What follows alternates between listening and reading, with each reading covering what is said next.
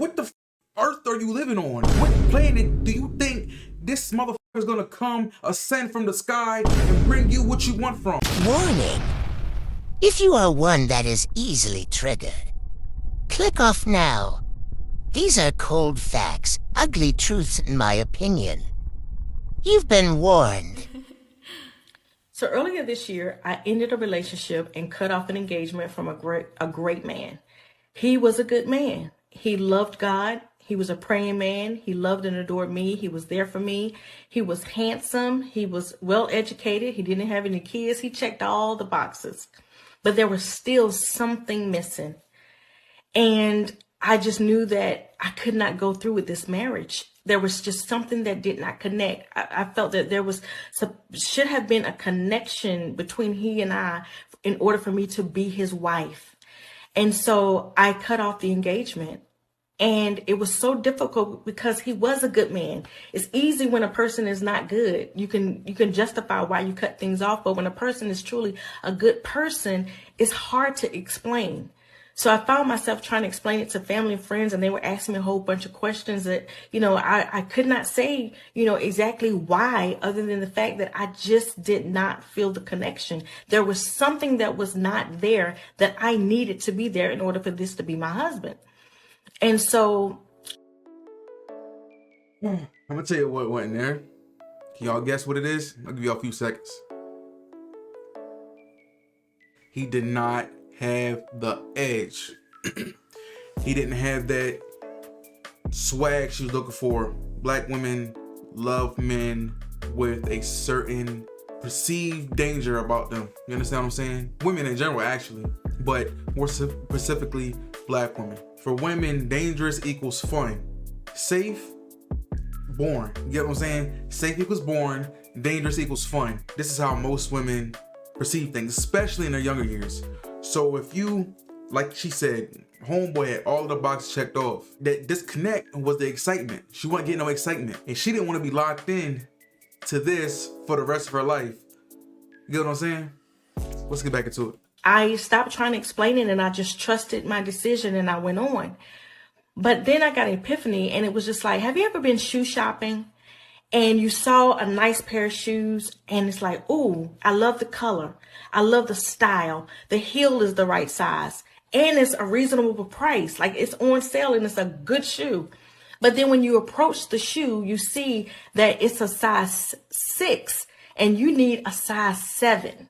Does it take away from the fact that the shoe is a good shoe? Does it take away from the fact that you're getting a great deal for the quality? Does it take away from the fact that the heel is still the right size? It doesn't matter. All of that still makes the shoe is still good. But if it's not your size, it's not the shoe for you. And so that is what I had to accept. Yes, he was a good man. But what that feeling was is that he was not a great fit for me. It didn't take away from who he was, but it was just confirmation that he was not a good fit for me. And that leads me to say that some of us are trying to force relationships when we know they don't fit.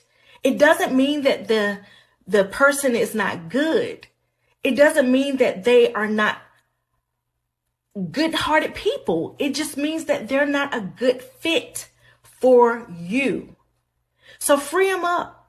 Don't continue to settle for things that you know is going to cause discomfort in the future. Me purchasing a size 6 shoe when I wear a 7 is discomfort. Don't do it. Okay, so I want to clarify a couple of things. When you're forcing a relationship, the relationships that should not be forced are relationships that you know are not good for you. I.e., you dealing with somebody that's an in and out repeat offender criminal, right? You have a guy that you were taking care of and you feel like he has so much potential. He much rather do what the he wants to do, let you take care of him, and then he knows because you're going to take him back that he's not going to change, right? That is forcing a relationship. Look at her. She got this dumbass bang on the front of her face, right? She couldn't understand. She couldn't see this and what was sent to her. People will ask the universe and God to send them confirmations or certain things, put certain people in their life, and they're right in front of them, and then they're like, oh no, this is not it. This is not it. She came up with this bum shoe analogy, which yes, that makes sense, but how much better could you get? You don't get much better. Like I said, it was most likely because of the fact that he didn't provide enough excitement for her. He had all of these things, but let's just say she was more of a person that liked to take trips and he was more of a homebody, make his money, get out the way. She didn't like that. Women in general love men that provide excitement. Above all, you can be a f***ing bum, but if you find a way, if she ain't into you and you find a way to excite her, bro, I'm not gonna say it trumps all, but that's eye-catching. That's an attention getter. And I guess she felt like later down the road she was gonna be miserable because she wasn't getting that fulfillment out of life. Not even taking into consideration all the other pluses he had. She's only looking at him not having that edge that she needed. The situation right here is a first case study of how a lot of females view men in general. They just feel like they're gonna have this 100% perfect guy, this fucking dude, 6'3", 6 figures, and dig his stick through the fucking roof, about to bust out the fucking jeans, you know, beating her fucking back in every night, wants him to fear God, wanted him to be a partial drug dealer back in the day, wanted him to have a couple felonies. It's like, what the earth are you living on? What planet do you think this motherfucker is gonna come ascend from the sky and bring you what you want from? What kind of dream world, dream state are you living in where you think that this person is just walking around with all of these different traits in this person, and all the traits that you want in this person conflict the other one? You get what I'm saying? It makes no fucking sense. These bitches is crazy, bro.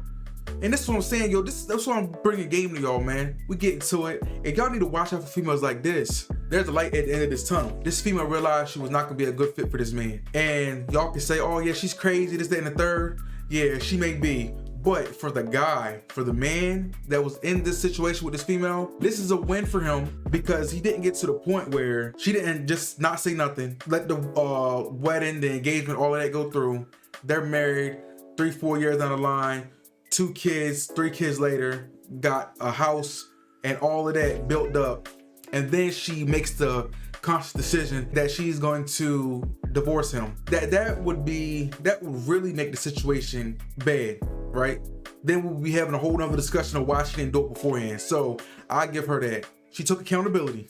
Her understanding that she almost had a near perfect man, a 9.5 out of 10, and her taking accountability for her actions and understanding that how she felt, her emotions weren't going to allow her to have a prosperous relationship with this man in the long run.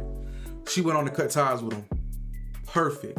And I think that more women, if they felt like this, or they felt they had people in general, if they feel like they have a notion about somebody, I want y'all to go on and get yourself about that situation, because the longer you stay into it, the worse it's gonna get, and you don't want to get yourself in, you don't want to back yourself into a corner, right? And she felt like that's what she was about to do, back herself into a corner, and that she felt obligated to do certain things, and she knew at some point in time it wasn't gonna work out. But there's always a but. I want you to understand some things.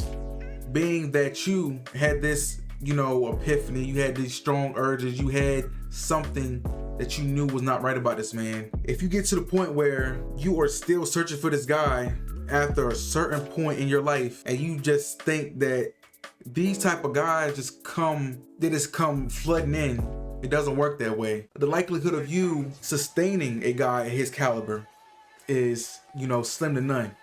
You can always find them, yes, but sustaining them is where the issue comes in. You might have to end up settling, as y'all call it, settling for somebody of a lesser caliber. That is where you are at the market at that time. So as long as you keep that in consideration, baby, you're all good. You did the right thing. If y'all enjoyed the video, like, subscribe, make sure I down y'all's cross your T's. It's your boy Alex. Catch y'all on the next one.